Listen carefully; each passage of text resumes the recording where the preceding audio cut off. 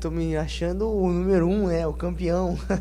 Tô muito feliz em estar realizando esse sonho meu e da minha família e estar aqui com vocês, estar aqui no Japão. Me sinto muito bem.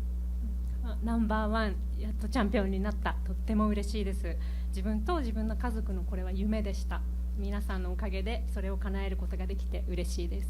Ele é bem profissional, né? Aqui é um trabalho, né? A gente somos rival, né? Tem rivalidade, mas no final todo mundo trabalha, é um trabalho, né?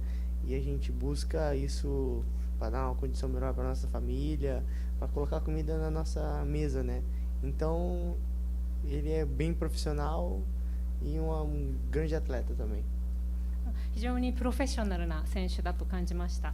ライバル同士ということですけれども、これが自分たちの仕事ですので、戦って家族のために戦って食べ物を食卓に置くという目的で2人とも戦っているわけですから、なので非常にいい選手、プロフェッショナルな選手だと思いました。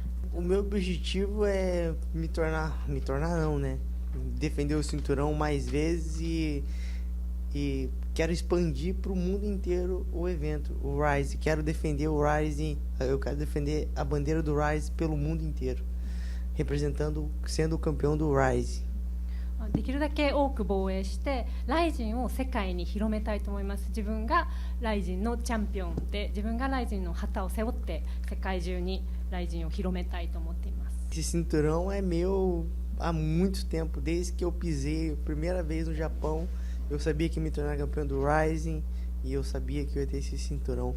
Pode pesquisar e pode ver a minha primeira entrevista aqui no evento, que vocês vão ver que eu falei que ia me tornar campeão do Rising um dia. E chegou. もうこのベルトはもうずっと自分のものになると思っていました。日本に初めて足を踏み入れた時からこのチャンピオンベルトは絶対に自分のものになると確信していました。それの証拠に自分の一番最初のインタビューを見てもらえば分かるんですけれども、いつか絶対日本でチャンピオンになるというふうに言っています。 Nunca pensei em desistir. A minha vida nunca foi fácil e acho que isso que me tornou ser quem eu sou hoje em dia.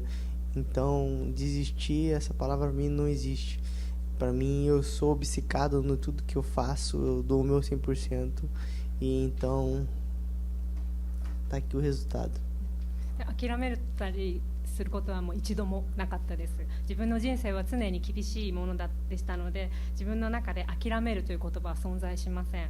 で 100% このために尽くしてやってきてます。 Tá aqui, se ele quiser vir buscar, a gente resolve lá em cima. ベルトはここにあるので欲しいなら来てください、取りに。